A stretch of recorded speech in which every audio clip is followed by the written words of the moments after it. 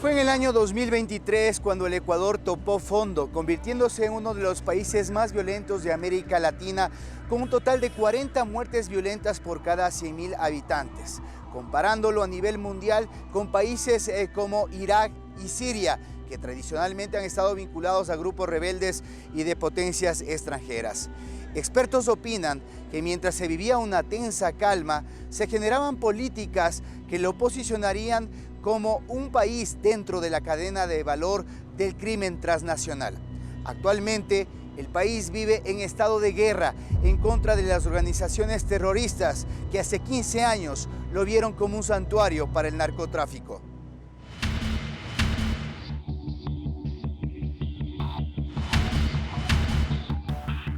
El Ecuador se transforma en un santuario del crimen organizado. Desde 1990 comienza la mutación del país. Llega el efecto globo o el efecto mercurio y ahí las estructuras delictivas comienzan a trasladar gran parte de este holding delictivo hacia dos países, Venezuela y Ecuador. Ecuador lleva la peor parte porque tenía puertos sumamente vulnerables, había unas fronteras también permeables, sistema judicial comprable, un país dolarizado y en sí un sinnúmero de factores más. Bueno, Ecuador llegó a ser el país más violento de América Latina en este 2023 por una serie de elementos que se han ido conjugando en el tiempo, sobre todo los últimos 20 años. Este proceso es un proceso que tiene un antecedente que data desde hace 2 décadas, cuando empezamos a vivir el inicio del Plan Colombia y las FARC, que eran el grupo que en ese momento estaba tratando de llegar a un acuerdo de paz con el gobierno. Se rompió el acuerdo de paz y las FARC volvieron a tener un conflicto después de haber estado un año más o menos de negociaciones. Y lo que ocurrió es que las FARC siempre encontraban en Ecuador un sitio de refugio, un sitio de retaguardia. Aquí se abastecían de todo, de alimentos, venían a curarse acá las FARC de los combates en Colombia. Entonces las redes de las FARC estaban tendidas en el Ecuador porque aquí eran vistos como un grupo ideológico, no eran vistos como un grupo criminal. Cuando empieza el Plan Colombia en el año 2000, las FARC empiezan también luego con los atentados del 30S en Estados Unidos, son declarados terroristas porque además empiezan a trabajar con el narcotráfico de lleno porque necesitan enfrentar una arremetida del gobierno colombiano y de Estados Unidos. Y la única forma de financiar una guerra de esa magnitud era con los recursos del narcotráfico. Empezaron a trabajar de lleno con el cartel de Sinaloa y esa dinámica también implicó que mucha de la droga que salía por el sur de Colombia empieza a ser sacada por el Ecuador porque la presión de Estados Unidos, de Colombia, toda esa presión se fue para el Ecuador. 2001, 2002, el fenómeno empieza a desplazarse directamente al Ecuador, ya no solo como combate, sino por la droga que empieza a circular por el Ecuador, que no estaba preparado para enfrentar esa lógica vinculada al tema de la cocaína. El tránsito, el tráfico, el acopio de cocaína empieza a convertirse Ecuador en un puente cada vez más usado por el narcotráfico, por el cartel de Sinaloa. Inicialmente, entonces, las rutas de las FARC empiezan a ser las rutas que también tiene el cartel de Sinaloa para sacar la droga por los puertos del Ecuador hacia México y hacia Estados Unidos. Había una relación muy directa entre los grupos armados de Colombia con el Ecuador. El Ecuador tenía una especie de rol secundario de subcontratación, donde se enviaban precursores químicos, por ejemplo, para la fabricación de drogas ilícitas. Se entregaban armas, del desvío de armas, pues Perú, Ecuador, Colombia, para precisamente el conflicto armado interno que vive actualmente Colombia. Y esa era esa posición del Ecuador a los inicios del 2000. Se creía que el Ecuador era una isla de paz, precisamente porque no tenías los niveles de criminalidad y no tenías cultivos ilícitos de hoja de coca en comparación a sus países vecinos. Sin embargo, estaba exento de la lógica o la cadena de valor del crimen organizado a nivel mundial. De hecho, 2005 ya empiezan a haber estos primeros acercamientos de organizaciones transnacionales, redes balcánicas, el cartel de Sinaloa, los propios grupos armados colombianos que vieron al Ecuador y su economía dolarizada como un entorno de oportunidad, no solo para mover una serie de ilícitos, sino también para lavar todo ese dinero producto de las actividades ilícitas. Fue a través de un bombardeo en un campamento de las FARC en Angostura, en plena selva ecuatoriana, en donde se puso en evidencia la presencia de estos grupos guerrilleros en el Ecuador, que ya veían al país como un punto estratégico para el narcotráfico. Fue posteriormente, durante el gobierno del presidente Rafael Correa, en donde a través de una nueva constitución se posesionó el tan renombrado discurso soberano que impedía la instalación de bases extranjeras en el país.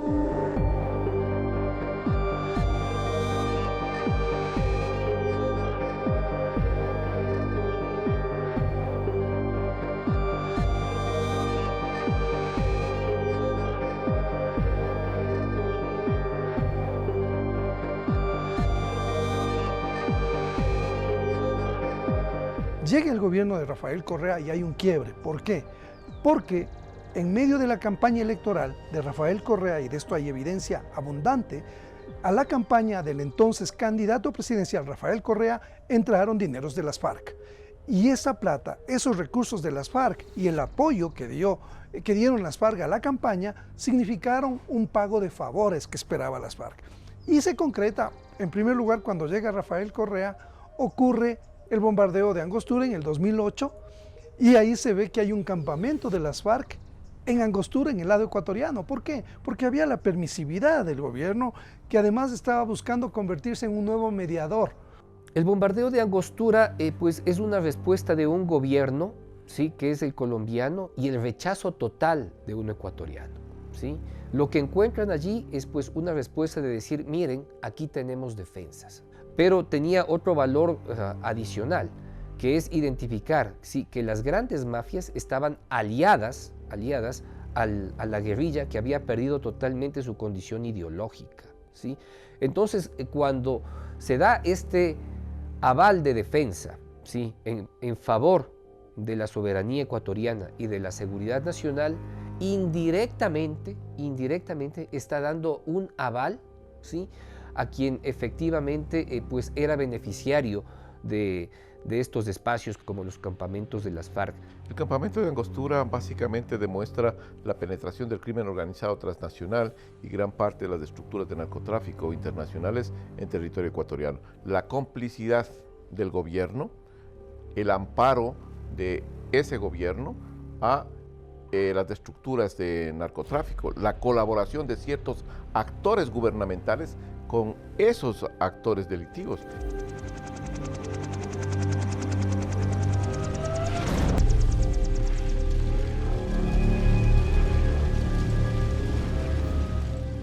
La agenda de las FARC era la salida de la base de Manta, es decir, la salida de Estados Unidos, que tenía un puesto de operaciones para el control antinarcóticos y de migrantes que salían hacia el norte. Tenía una infraestructura tecnológica impresionante para hacer eso desde el 98, 99, 2000 que empieza a operar. Entonces, eso inmediatamente llega al poder Correa y lo que hacen es cambiar la constitución. No se permiten bases en el Ecuador, salida de la base de Manta. Lo segundo, desmantelar los sistemas de inteligencia y las relaciones con Estados Unidos, que es el imperio que atacaba a las FARC, siempre fue visto así. Entonces, rompemos de hecho relaciones con Estados Unidos, se desmantela una unidad que se encargaba de golpear a las FARC, una unidad antiterrorista y antisubversiva, que era la unidad de investigaciones especiales de la policía, que recibía capacitación directa de Estados Unidos en el tema antidrogas. Entonces esa unidad se desmantela, pero ahí hay un tema muy importante, pero no es solamente la lucha antinarcóticos, sino que esa unidad era sobre todo de contrainteligencia, investigaba la corrupción dentro de la policía. Era el freno que tenían los oficiales corruptos de distintos grados, porque esta unidad estaba fuera del control de mando policial. En el sistema de inteligencia hay un resquebrajamiento total. Yo era en ese tiempo el director de inteligencia del ejército. Se nos acusa de que nosotros colaborábamos con el gobierno de Colombia, que colaboramos con la CIA y con el Mossad. Nunca se prueba ninguna cosa, pero era una estrategia que tenía el Foro de Sao Paulo desde mucho tiempo atrás.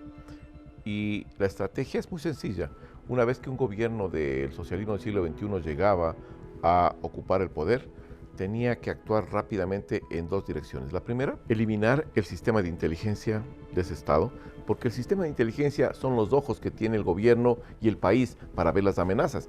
El segundo elemento importante era que el gobierno como tal tenía también que tratar en lo posible de dar a una imagen internacional de una fuerza armada represiva y generar el rechazo social. Entonces, atacaba dos frentes rápidamente.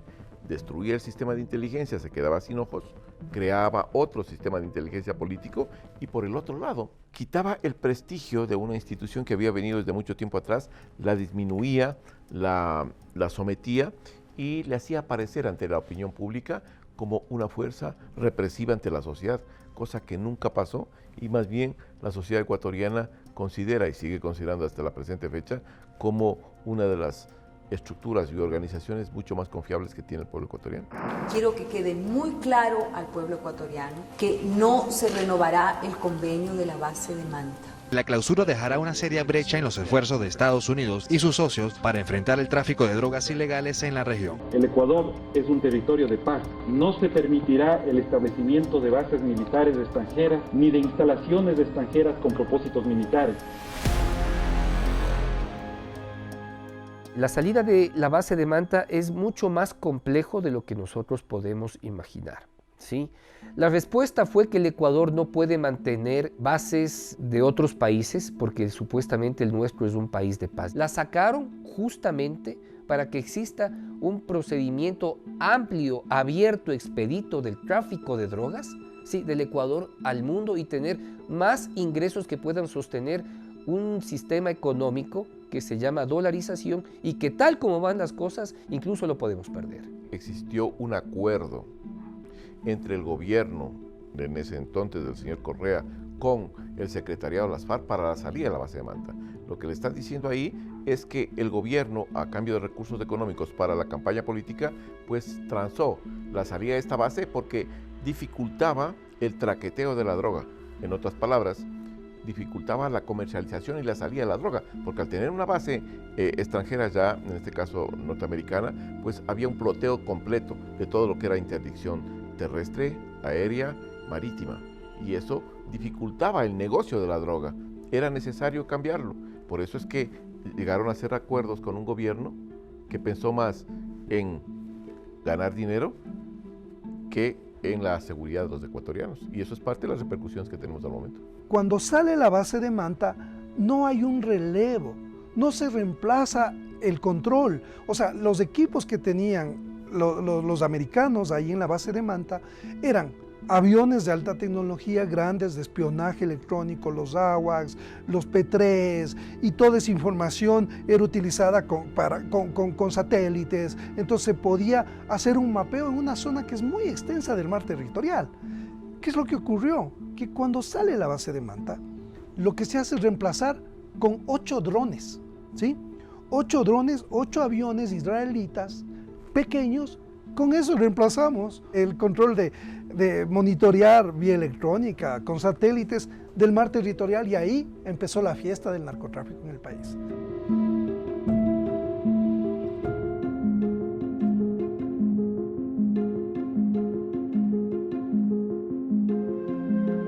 El sello de esta época, de este quiebre, de este segundo quiebre, es la Constitución, el haber aprobado la ciudadanía universal. La figura de la ciudadanía universal que permitió que ciudadanos de todo el planeta puedan entrar libremente al Ecuador sin necesidad de una visa. En lo concreto, eso representó que empiecen a entrar redes criminales de todo el planeta, sobre todo de Oriente Medio, de África, de Europa, y ahí empezaron a llegar los albaneses al Ecuador. Nadie les estaba investigando, abrimos las puertas a redes criminales transnacionales.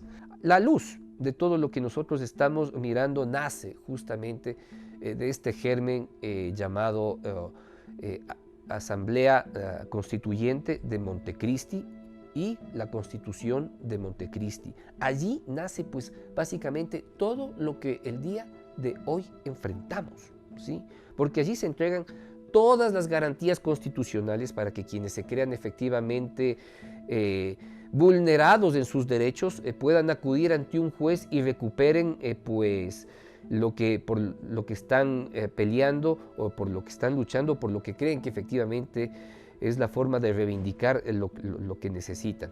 Y pues eso es Montecristi. El momento en que un juez, ¿sí?, entrega un habeas corpus o le da la razón a un recurso constitucional de protección, significa que están aplicando Montecristi. Nosotros somos el GDO Los Lobos. Yo te quiero el Ben 10. ¡De corazón! ¡De corazón!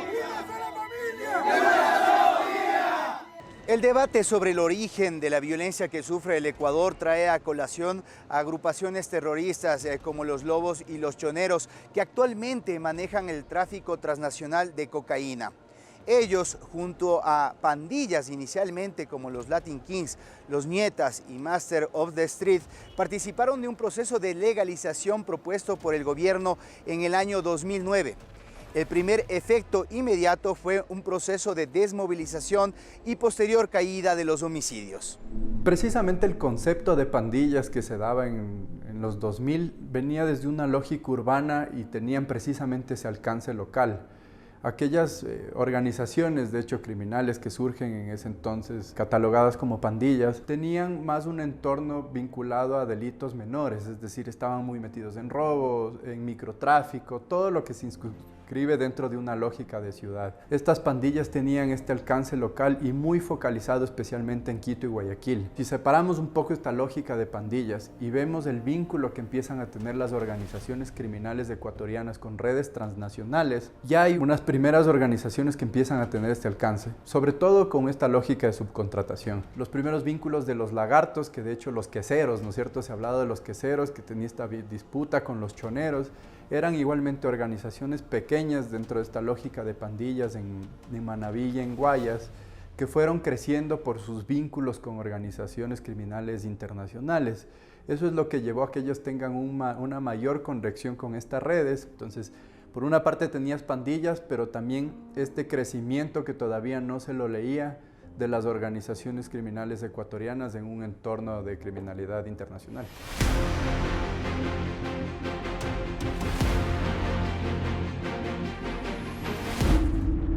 Las bandas o aquellas catalogadas como pandillas que operaban a inicios de los 2000 continúan operando en la actualidad. Si tú miras al menos este proceso de pacificación que se dio con las pandillas en el 2007 aproximadamente con los Latin King y los Nietas, los Latin Kings disminuyeron mucho en número, en control del espacio territorial en Guayaquil también redujeron mucho su control y en Quito, pero son organizaciones que producto de la fragmentación de los choneros han buscado otra vez resurgir, digamos. Ese resurgimiento es, por ejemplo, el entorno de violencia que se vive en Durán, en Nueva Prosperina y en Guasmo Sur, donde otra vez los Latin King buscan este control del territorio. Entonces, lo que vemos es un entorno de violencia en clave de crimen organizado que de hecho tiene unas ciertas similitudes con ese entorno de violencia que vivía Guayaquil en los 90 y en el principio de los 2000.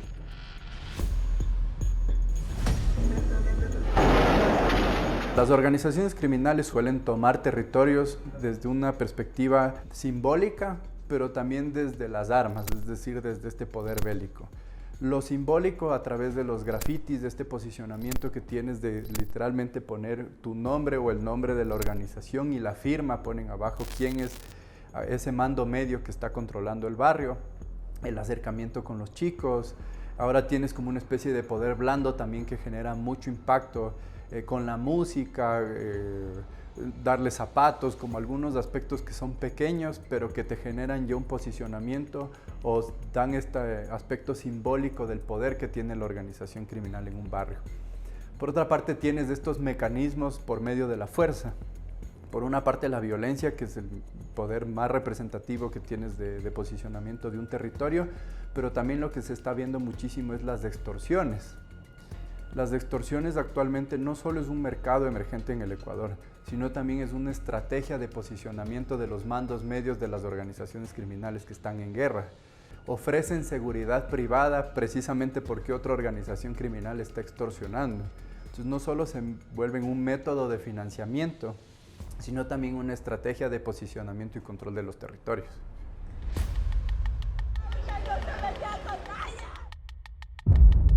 De acuerdo a nuestros estudios que hemos realizado como Observatorio Ecuatoriano de Crimen Organizado, vemos 7 organizaciones criminales que tienen presencia y control del territorio. Al menos de lo que se vio en la estructura de los choneros y su fragmentación, esa fragmentación de las estructuras de los choneros son las que tienen presencia territorial. Lo que hacen los choneros, por ejemplo, es generarte como una estructura federal donde tienes mandos medios que controlan el territorio. Así funcionaban los lobos previo a esta fragmentación de los choneros, así funcionaban los tiguerones, así funcionaban los chonekillers. Entonces ya tienes 4 organizaciones, todo dentro de los choneros. Cuando se da la fragmentación, pues tienes de estas 4, adicionalmente sumas a los R7, que es una estructura de los choneros, a los fatales y también a los patones que están en Esmeraldas. Son estructuras o mandos medios que son catalogados como organizaciones criminales que tienen presencia territorial, pero que responden a los choneros. Por eso es que tú puedes tener 22 organizaciones criminales, pero en la práctica son 7 porque precisamente estas células responden a las más grandes, que son choneros, lobos y tiguerones. La ausencia de políticas sociales en la ruralidad y en zonas urbano-marginales han permitido que la delincuencia penetre a los lugares en donde el Estado no llega. De esta manera se han posesionado conceptos como el delincuente amigo, utilizado por organizaciones narcocriminales como los Tiguerones, que actúan en cantones como Esmeraldas y Durán, en donde al puro estilo de Pablo Escobar han atraído a jóvenes y a niños mediante regalos, música y fiestas. De esta manera los reclutan para convertirlos en sus futuros sicarios. Los jóvenes y los adolescentes, que son parte de las bandas, los sicarios jóvenes y adolescentes, vienen de hogares disfuncionales. Ahí no hay ningún trabajo, entonces la banda se vuelve el hogar de estos jóvenes. ¿Y cuál es el camino con el que llegan? Redes sociales, música, entretenimiento. La cultura delictiva se vuelve parte normal de la convivencia de estos jóvenes que viven en la marginalidad. Lo que se ha visto producto de la fragmentación de las organizaciones criminales es que cada vez es mucho más rentable reclutar a jóvenes por varios aspectos. El primero, pues porque puedes generar una cadena de mando dentro de las organizaciones criminales desde una persona mayor de edad a un chico. También lo que da son ciertas garantías sobre el procesamiento de estos jóvenes en el sistema de justicia. Penas menores, normalmente hay una oportunidad de reinserción social y eso también lamentablemente es entendido por las organizaciones criminales como un entorno para que siga funcionando la organización en la práctica. Tienes también muchísimo posicionamiento desde jóvenes en las escuelas y los barrios, lo que te facilita mucho microtráfico. Los jóvenes cumplen esas funciones en la cadena de la organización criminal, microtraficantes eslabón más bajo, jóvenes entran en esa relación. Lo más preocupante y lo que estamos viendo ahora es cómo ha aumentado los homicidios de los menores de edad. De hecho, lo que nosotros encontramos como observatorio es un incremento del 500% de homicidios de chicos de entre 15 a 19 años desde el 2019 al 2023. Lo que nos da cuenta es que la violencia se está trasladando a cada vez más jóvenes y hacia allá no está enfocando el sistema de justicia su respuesta. Normalmente estás esperando que personas de 30 años son quienes van a regenerar el entorno de violencia, pero lo que se ve es que la violencia se está trasladando ahora a los adolescentes. Entonces, la respuesta del Estado, las instituciones como están creadas, también deben enfocarse a mitigar esta problemática. Muchos expertos consideran que los carteles del narcotráfico echaron raíces en el Ecuador considerando su posición geoestratégica. Al estar ubicado entre 2 de los mayores productores de cocaína del mundo, hablamos de Perú y de Colombia, y al estar cerca de 2 centros de consumo per se, Estados Unidos y Brasil. Actualmente el Ecuador dejó de ser un país de tránsito, convirtiéndose en un centro de acopio internacional de la droga, actualmente exportando en segundo lugar hacia Asia, África, Europa y Medio Oriente, y mutando la economía criminal hacia otros delitos como la minería ilegal y la extorsión. Bueno, el Ecuador es atractivo para el suministro de drogas ilícitas por varias razones. En primer lugar es la proximidad que tienes con la producción de cocaína de Colombia. El 47% de la producción de cocaína de Colombia está en la frontera con Ecuador. Por lo tanto, el Ecuador es, por economía de escala, un entorno de oportunidad para mover todo ese 47% de producción de cocaína de Colombia a mercados internacionales.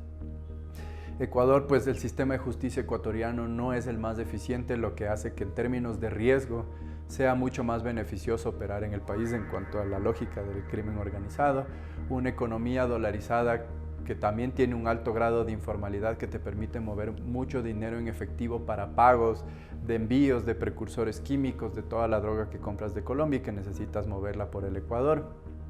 Pero a su vez su corta extensión territorial, que le sumas una plataforma marítima muy importante que permite llegar a varios países.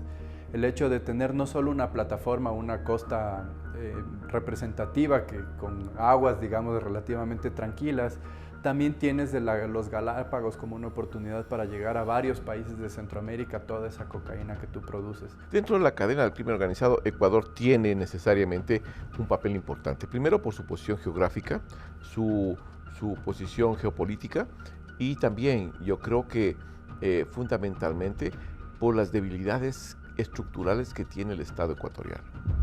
Eso le potencializan ante el contexto del crimen organizado como un país que atrae la atención de estas organizaciones para que puedan penetrar en la misma y puedan salir esa droga por los distintos puertos ecuatorianos.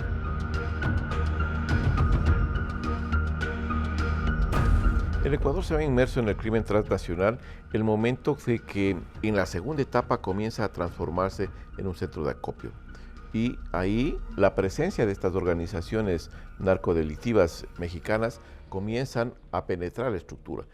Y el momento que el crimen organizado transnacional comienza a penetrar la estructura gubernamental a través de las campañas políticas, comienza a penetrar las estructuras de control de las Fuerzas Armadas, Policía Nacional, la aduana. Luego penetra el estamento de los operadores de justicia, jueces y fiscales trabajando para el crimen organizado. El cuarto elemento es la penetración del sistema financiero nacional a través del lavado de activos que va contaminando las reservas y también la economía del país.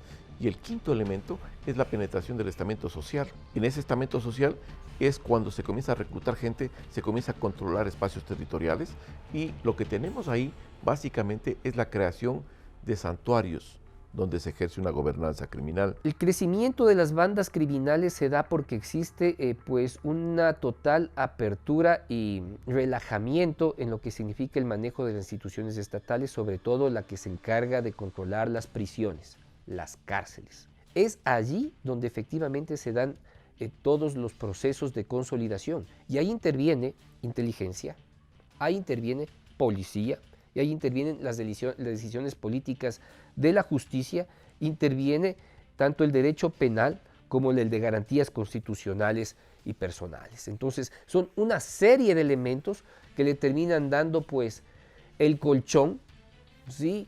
Y pues los espacios para que pueda germinar con fuerza los grupos que anteriormente no eran lo suficientemente poderosos para poder dirigir, ¿sí?, un territorio grande, y lo lograron.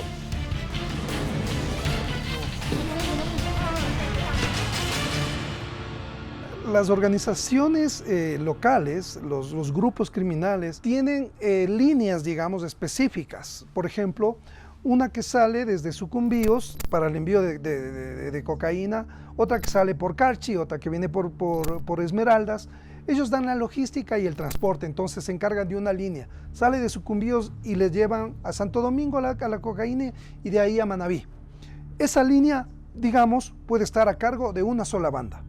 Esa es la banda que más conoce y controla y tiene una red de informantes, de operadores, de funcionarios que están corrompidos y que saben que van a pasar cargamentos, entonces informan, miden los tiempos. El papel de las organizaciones criminales ha variado. Era en un momento dado de servicios, ¿no es cierto? O sea, de dar logística, de dar seguridad, de corromper, de contratar abogados, en fin, pero era un papel secundario. con lo que estamos viviendo ya los últimos 2 o 3 años, con el fenómeno de las extorsiones, que se volvió el delito más peligroso y más preocupante del país, y con lo de la minería ilegal, las organizaciones criminales empezaron a coger su propio ritmo. Ya no dependen solamente de los ingresos del narcotráfico. Entonces, el principal problema ya no va a ser el narcotráfico para el Ecuador. El principal problema, de hecho, en este momento, yo lo veo proyectado con lo de la minería ilegal. La minería ilegal entonces empieza a verse como un objetivo por estas organizaciones delictivas y esta megabanda, que es la banda de los lobos. Ellos ven en la minería otro puente, otra posibilidad de acceso económico, y ahí empiezan a diversificar su portafolio. Ya no es solamente las extorsiones, los secuestros extorsivos, el microtráfico y el narcotráfico, sino que sobre todo la minería ilegal, además para lavar, como decía, es mucho más fácil lavar dinero a través del oro. Tú vas con los mineros ilegales, obtienes el mineral, procesas el oro, lo vuelves lingotes y ahí ya no hay ya ahí no se ve nada ilegal. Ya las bandas, las más importantes, en el caso de los lobos, es una banda además que se está transnacionalizando. Está teniendo alianzas con otras organizaciones criminales como el Tren de Aragua. Están operando en el sur, en las minas. Los lobos son dueños de 20 minas y además extorsionan a unas 20 empresas que tienen minería formal, todos pagan extorsión y tienen un grupo de 40 sableros, mineros ilegales que trabajan para ellos directamente, extorsionando a más minas. Las estructuras delictivas internacionales, al posicionarse en el escenario en este caso ecuatoriano, pues ellos buscan a grupos locales que les permitan pues consolidar todo este proceso de la droga, desde los laboratorios hacia las plataformas internacionales de distribución. Lo que quieren ahí es un grupo que saque la droga del laboratorio, lo lleva al cristalizadero, del cristalizadero lo traslade por carretera, o por vía marítima o por vía fluvial, hacia un centro de acopio que está generalmente cerca de los puertos, y desde ese punto, pues a los puertos. Entrega la droga en el puerto. Si es que tiene que contaminar contenedores, pues lo hace ahí mismo a través de varios métodos, o si no, lo hace en alta mar a través de lo que se llama el estilo o el método de gancho frío. Estos son métodos que utilizan para seguir contaminando la carga. Ahora, no todo es vía terrestre o fluvial, también hay lanchas rápidas que se cargan en la costa ecuatoriana y que salen hacia alta mar para allá en alta mar contaminar la carga y estar en condiciones de mandar la carga pues de droga hacia el exterior. Eso es lo que está pasando en el momento, y el área de Galápagos se constituye en una de las reservas de abastecimiento más importantes que tiene el narcotráfico para reabastecer estas lanchas rápidas. Y qué mejor motivación para los narcos que esta ubicación privilegiada, al poder sacar la droga rápidamente hacia los puertos internacionales y contar con una moneda universal. La dolarización cuenta con un papel facilitador en el blanqueo de capitales, en la compra de armamento y también para saldar la cadena de sobornos que van desde las plantaciones, el procesamiento, el posterior embarque y llegada hacia los distintos mercados. La dolarización juega un papel importantísimo que facilita el narcotráfico, porque simple y sencillamente los lavadores o los criminales no tienen la necesidad de cambiar moneda. El monto del dinero físico a transportar, el volumen, no va a ser igual en pesos que en dólares. Mientras el monto sea menor, mientras el volumen sea menor a transportar, pues facilita que efectivamente el dinero incluso cruce las fronteras en forma ilegal de contrabando, porque va a ser mucho menos perceptible llevar menos bulto a llevar mayores bultos.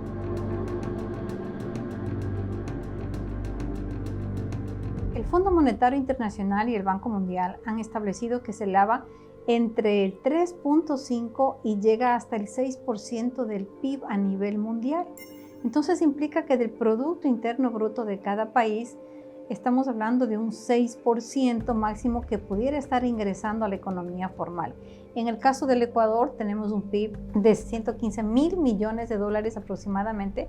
Estaríamos estimando que hablamos de unos 5.000 millones de dólares que se lava y se está inyectando a la economía con una apariencia de legalidad.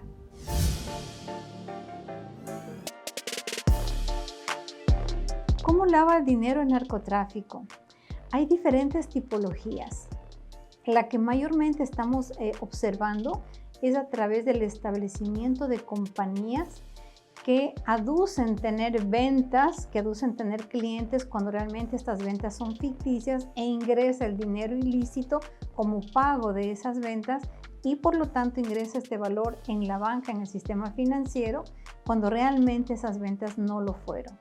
Otra forma de lavar dinero es adquiriendo bienes inmuebles de alto valor, adquiriendo autos. Ese valor viene en efectivo a pagarse y muchas de las ocasiones con transferencias internacionales se compran los bienes inmuebles y efectivamente el lavador que hizo cambiar el dinero físico por bienes inmuebles, que es mucho más disimulado ante una investigación, ante un seguimiento de una fiscalía o la misma policía.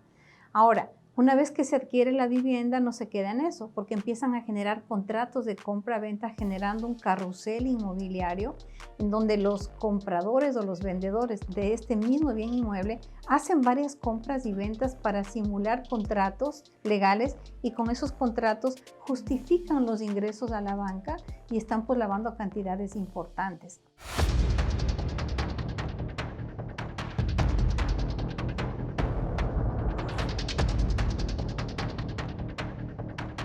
Las imágenes dieron la vuelta al mundo, cuerpos cercenados entre incendios y motines penitenciarios. Las masacres en las cárceles del Ecuador fueron una de las primeras evidencias de la crisis de seguridad que vive el país.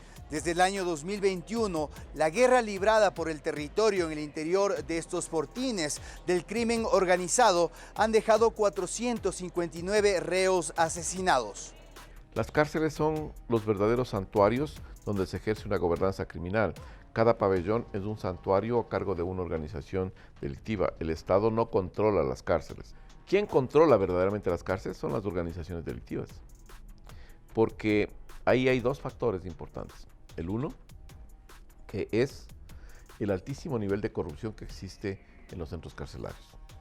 Y el segundo es la falta de profesionalismo, la falta de preparación, la falta de entrenamiento, equipamiento que tienen los guías penitenciarios. Las cárceles empezaron a volverse un bastión, ¿no es cierto?, un espacio de poder de las bandas cuando hay una decisión equivocada, primero de construir unas bodegas humanas enormes, estos grandes presidios que no son recomendados en ningún país, digamos que no tenga una experiencia de realmente querer rehabilitar. Como no hay rehabilitación, después de que se construyeron estos grandes presidios y desde el 2016 les permitieron además que puedan ocupar pabellones enteros cada una de las bandas, ¿no es cierto? Y no fueron agrupados por el tipo de delitos, por la gravedad del delito. Cada una de esas bandas fue tomando control de pabellones enteros y luego de cárceles completas.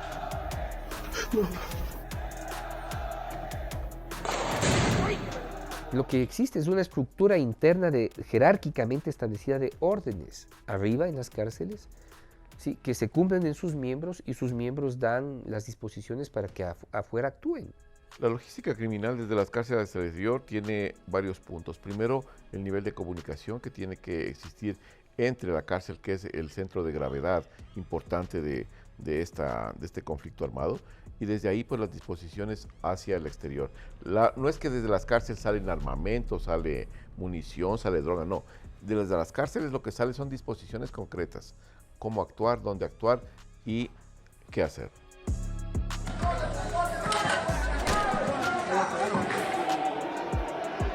Lo que está pasando en las cárceles de Ecuador actualmente, la problemática que viene de años, es la falta de presupuesto del gobierno nacional hacia el SNAI. Si una institución tan delicada como es el SNAI, sin recursos, ¿cómo se va a poder trabajar en las cárceles?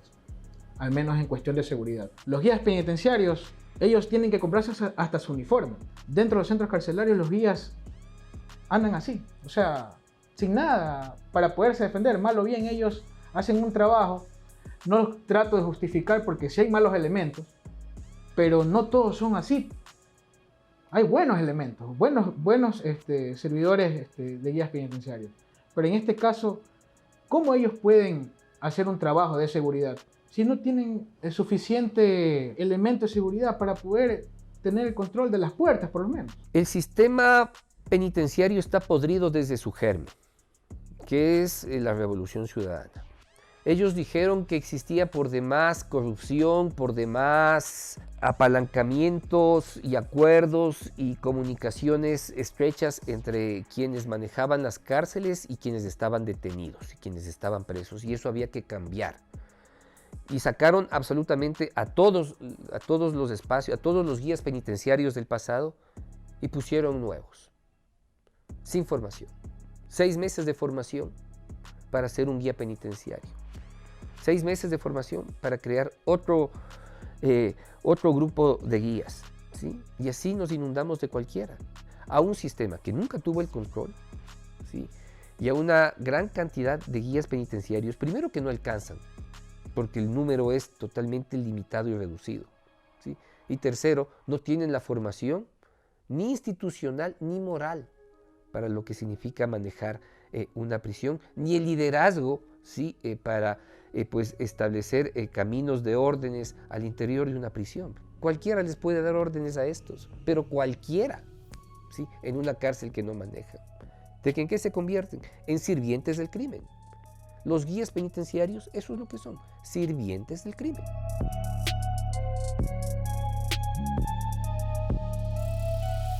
Finales del 2017, comenzando el 2018, comenzaron ya los primeros problemas carcelarios. Hay falencia de ambos lados, tanto de Policía Nacional como de los guías penitenciarios, pero como le digo, por lo menos la Policía Nacional tiene su dotación de armamento. Pero el guía penitenciario adentro, con personas adentro con armas, fusiles, granadas, lanzagranadas. ¿Cómo se puede defender el guía penitenciario adentro? Ni siquiera chalecos antibalas tienen.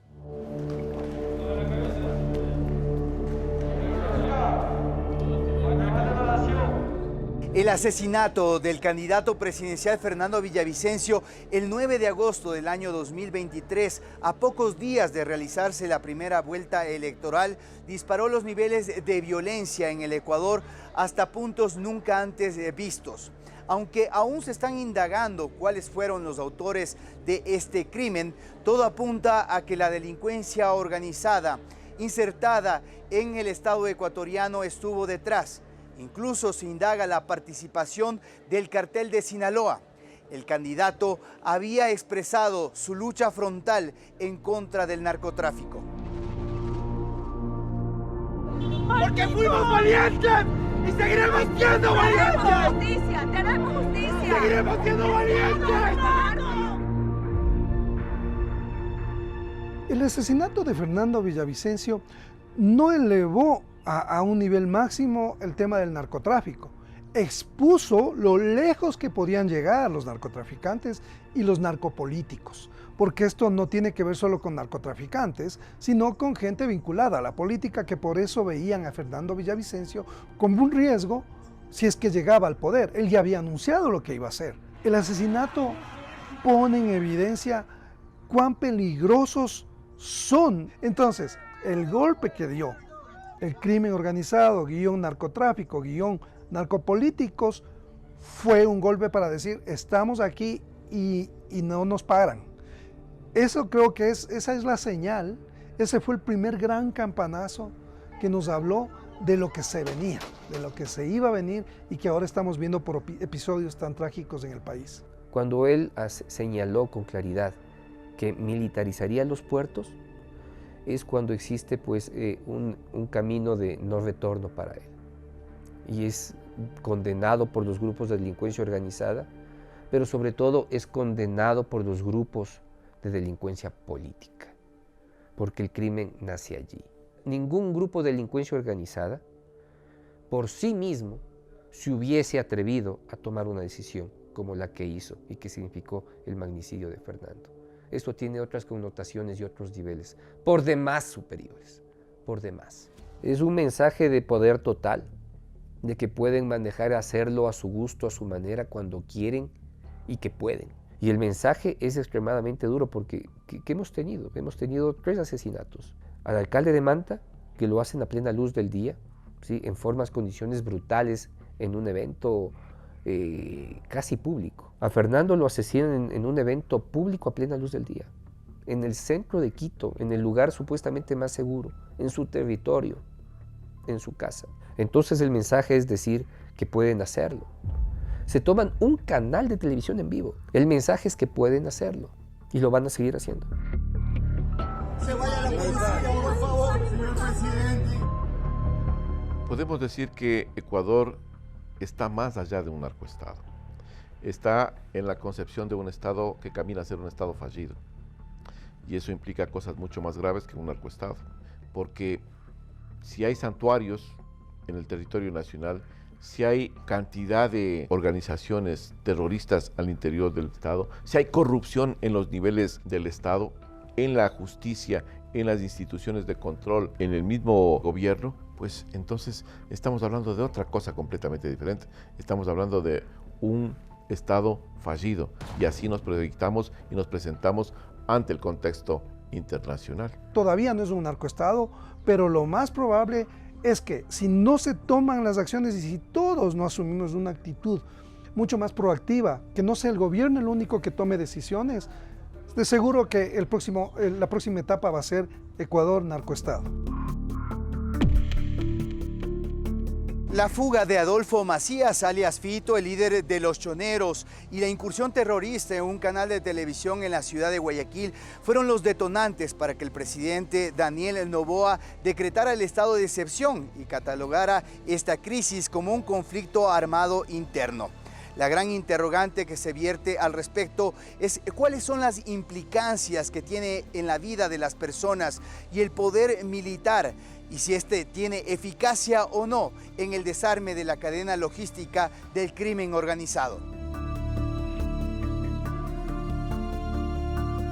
Las reacciones que ha habido en las calles tienen el antecedente del caso Metástasis. ¿Por qué? Lo que pasó no fue casual, ni fue espontáneo, fue planificado durante algunas semanas. Había un objetivo. ¿Cuál era el objetivo? El objetivo era sembrar miedo, pero frente a la magnitud de todo lo que se anunciaba, la desinformación que hubo, ¿no es cierto?, que se regó, todo muy concertado, muy coordinado, simultáneo, eso era planificado para encerrarle a la sociedad, sembrar el miedo, y es un ataque terrorista, de terror contra la sociedad para que se entre en pánico, y es lo que ocurrió. Socialmente vemos que hay una afectación directa también a la sociedad, porque gran parte del reclutamiento que estaban haciendo estos grupos narcodelictivos era con la sociedad ecuatoriana, y especialmente en la frontera, donde se reclutaba a la gente ecuatoriana, ya sea económicamente o por violencia, para que sean parte de los grupos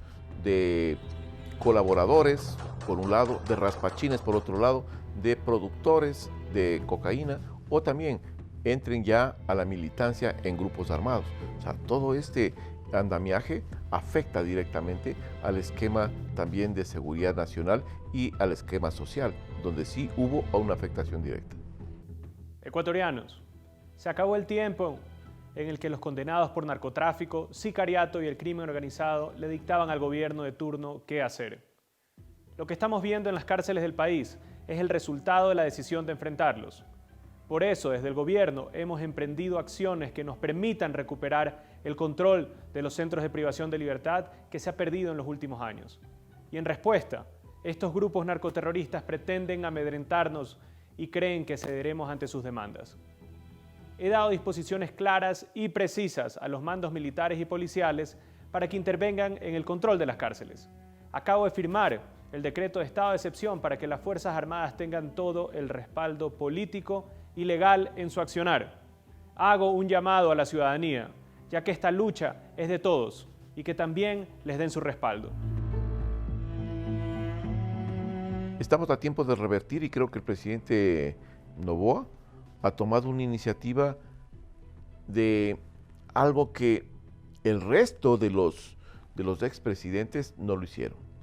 Está tomando el control de un Estado que se deteriora y que yo veo pues que al momento le están saliendo las cosas bien, está haciendo bien las cosas.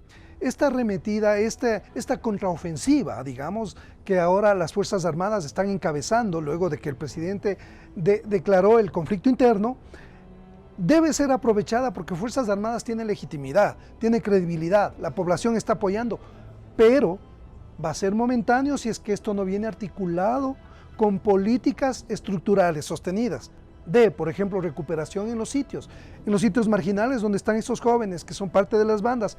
Lo que se viene y debería venirse, yo creo que el gobierno entiende, es que se sepa anticipar lo que quieren hacer estas organizaciones criminales.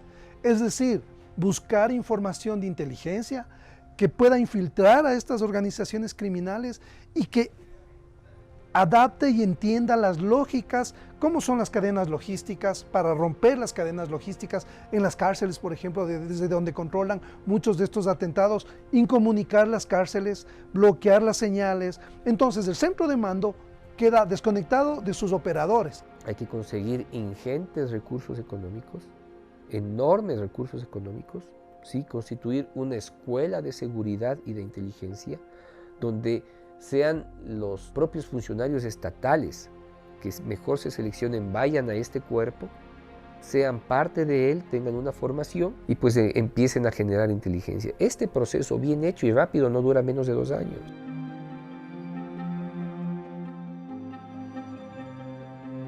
El momento que estas organizaciones transnacionales comienzan a amenazar al Estado ecuatoriano, están afectando la seguridad nacional.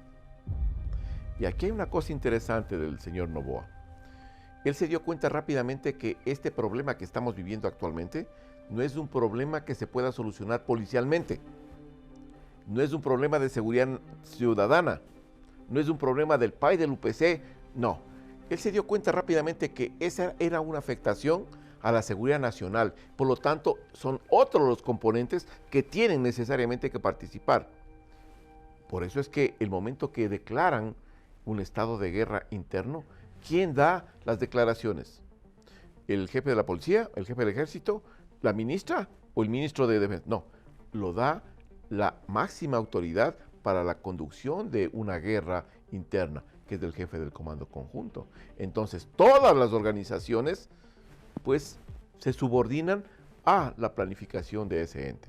Las decisiones que tome el gobierno para enfrentar el problema inmediatamente van a ser controlar a estas arremetidas de las bandas, pero por otro, paralelamente y simultáneamente, una serie de decisiones integrales en el lado social, cultural, de salud, de servicios, de trabajos, o sea, de trabajo para los jóvenes y una campaña que nos puede integrar a todos como sociedad frente a tratar de enfrentar el fenómeno de la criminalidad como lo que es, un problema de inequidades. Y por el otro lado, exigir, el gobierno tiene en este momento la gran oportunidad de iniciar una cruzada internacional global para exigir corresponsabilidad. Ahora sí, que se hagan cargo de lo que está pasando con Ecuador, que se hagan cargo y que sepan que una línea de una fiesta, de un consumidor, significa una vida aquí en el Ecuador. O sea, cuando existe ese nivel de conciencia y se tomen medidas internas y a nivel internacional para hacer, digamos, una política más global y regional, como decía, porque un Estado solo no va a poder enfrentar esto.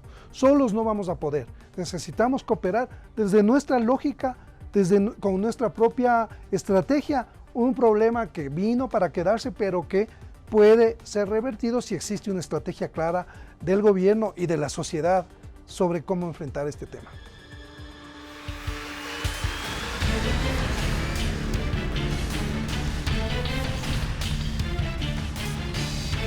Qué difícil es creerle algo a alguien que ha mentido tanto y tantas veces. Ayuda en dólares a la campaña de Correa y... Jamás hemos tenido contacto con la FARC, como presidente o como gobierno oficialmente.